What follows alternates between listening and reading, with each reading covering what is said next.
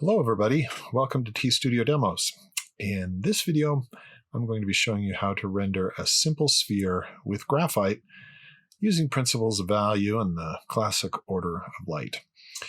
Now it's a good idea to have all your materials ready before you begin. I'm just going to be using some drawing paper, a set of graphite pencils, and a range of hardnesses from 2H to about 6B. I have my kneaded eraser, a ruler, and a roll of artist tape. Make sure that you keep your pencils nice and sharp today as you work. I already have my paper taped down. As you can see on my board, I've got a few sheets of paper underneath my drawing sheet. That will give me a nice surface to work on. Now, I'm going to begin by creating a square to give a frame for my composition. What you cannot see is the sphere from which I'm working. That's just outside of the frame of the camera. But I will put an image up in the upper right-hand corner of the screen as I begin my drawing.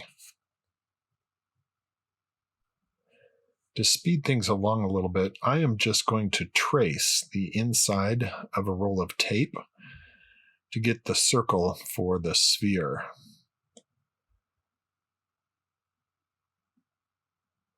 One thing I noticed, though, as I was trying to use my roll of artist tape, it was a little lopsided.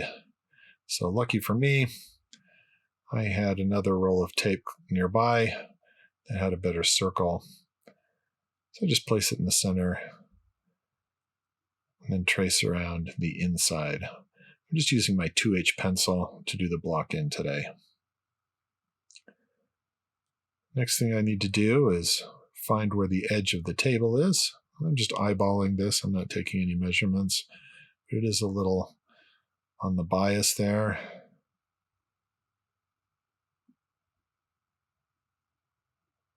Now I need to find the contours of the shadow shapes. That is where the shadow or darker toned values meet lighter toned values. So right here I'm sketching in where the cast shadow is.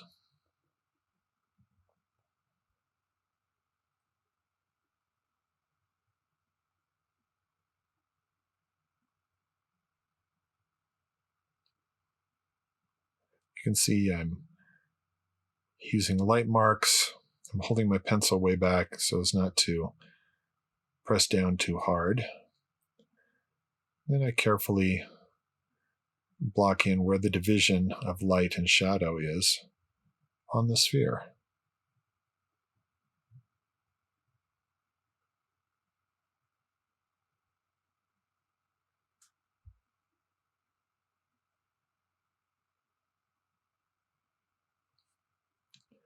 Once I think I've got those things established, I want to render a value for the shadow areas, then leave the light areas blank or just white. So I'm not being too careful, just trying to stay within the line somewhat, and giving just a single tone to all the shadow sides and leaving the light sides empty, including the background, because that's part of my composition. Don't want to leave that out.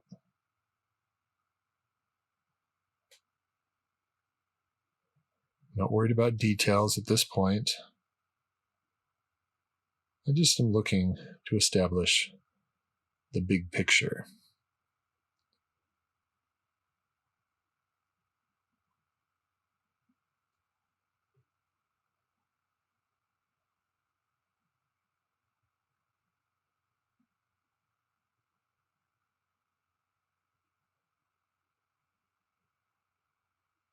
Just clean up around some of the edges where I've gotten a little too sloppy.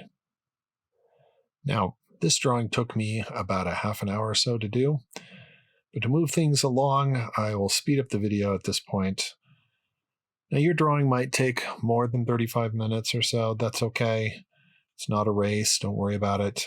The important thing is to work carefully, to pay close attention to your technique, and render what you are seeing in the reference. Your whole drawing will have some tonal value. There will be very few places that are actually pure white or the white of the paper. Generally, it will be only located in the highlight. The darkest value will most likely be located underneath the sphere at what's called the occlusion shadow. That's just where light rays don't penetrate very easily.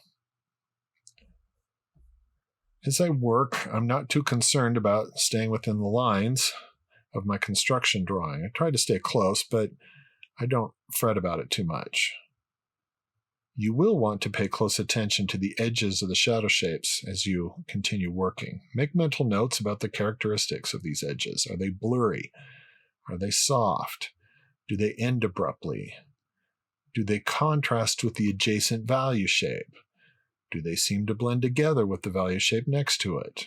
In this drawing, I found that there were a few places along the edge of the sphere where the background and the sphere seem to blend together. It's as if the edge is lost at some point. And then there are other places where it's got a lot of contrast.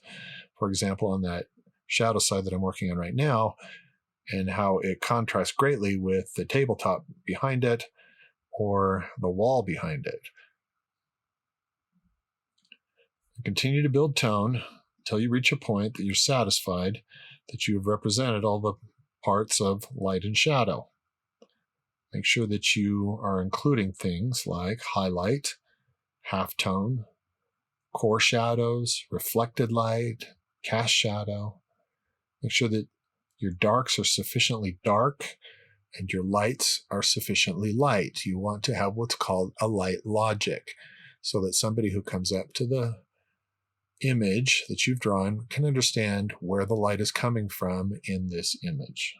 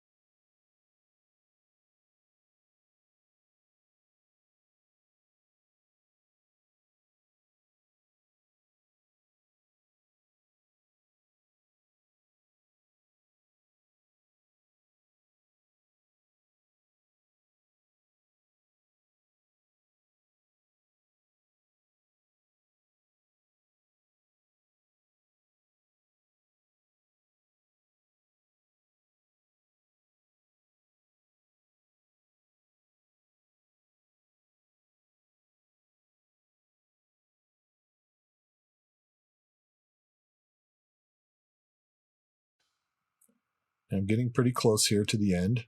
So I'm using my eraser to pick out little spots that I see need some attention, softening some edges. And I'm going to use my sheet of paper to just mask off the edge and erase and get a nice clean border.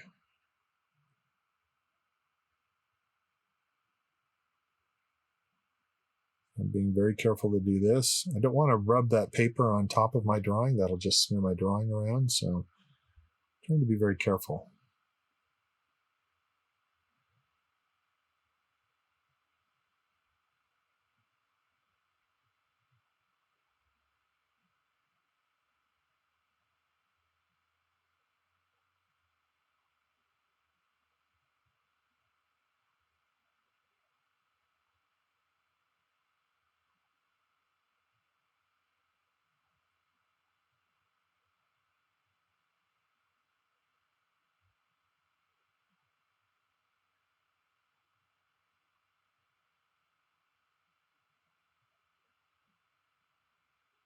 All right, I'm almost done.